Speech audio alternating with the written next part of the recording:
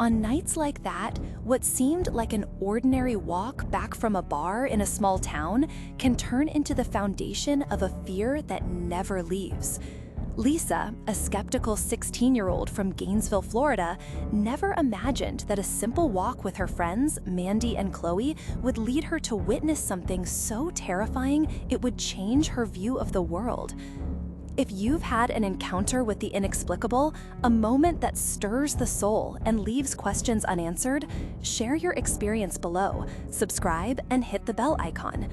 These stories aren't just to be heard, they are to be remembered, warning everyone about what lurks in the shadows of routine. On that Lenten night, around 9 p.m., the three friends were leaving the bar, feeling the slight buzz of fun. The street they were crossing was dimly lit but quiet, known to its residents and friends, and nothing there seemed threatening.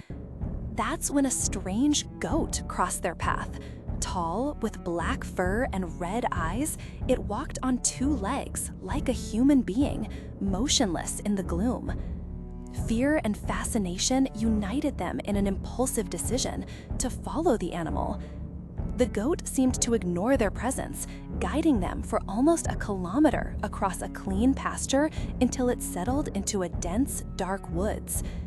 The air seemed to weigh on their lungs, and something somber grew as they penetrated the forest. Suddenly, a faint light revealed a clearing. In the center, a cloth was spread on the ground, surrounded by a fire that seemed to live from the earth itself, with no visible bonfire. 15 hooded figures, dressed in black from head to toe, knelt in reverence to the presence that was arriving. The goat then entered the circle, receiving reverent respect like a dark god. In the middle of the circle, wrapped in a cloth, lay a silent baby. The friends, hidden and frozen, saw what they shouldn't have. The goat began to eat the child, biting and chewing the defenseless body. The scene caused a sudden sickness. One of the girls couldn't take it and vomited. In desperation, running against fear and disbelief, they broke through the woods for 20 minutes until they safely reached Lisa's home. The next 3 days were of total seclusion. The trauma of what they saw kept them trapped at home, away from normalcy. Little did they know that this horror was not just a delusion of the night. 2 days later, the whole city was stirred by the disappearance of a baby from the local maternity ward. Although they knew the child's cruel fate, fear silenced them. They feared reprisals, believed in the cult's power, and obeyed Lisa's mother's advice to keep the secret. To this day, intrigued and terrified, they ask themselves, who was that goat? An entity? A symbol of a dark pact? What was really hidden in that Lent of shadows and invisible fire?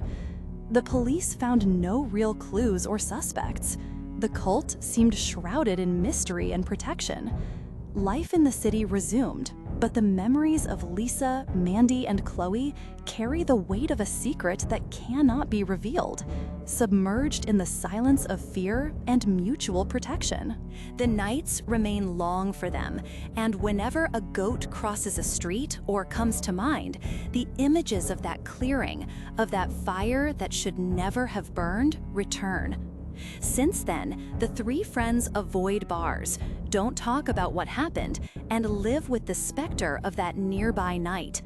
Lisa, especially, doesn't forget the goat's red and penetrating gaze, the fire that didn't burn, and the deadly silence of those hooded voices.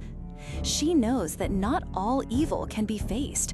Sometimes surviving is the only pact one can make. The story of the ritual goat echoes as an obscure warning. The deepest horrors do not dwell in distant places, but among the things we pretend don't exist. The growing feeling that danger is always near is a silent reminder not to ignore the light that fails and the sound that disappears when the truth wants to hide. Months passed without anything else being seen.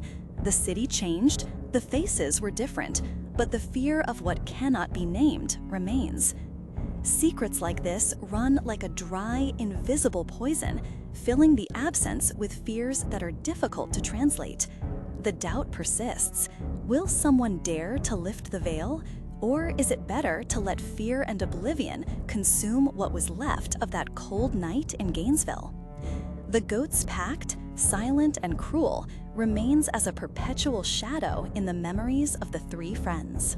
If this story moved you, or if you know of something similar where silence is the rule, be sure to comment and share.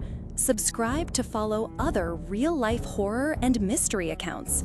Together, we can illuminate what the darkness insists on hiding. After all, the truth only has power if it is faced, and fear, when shared, loses its strength.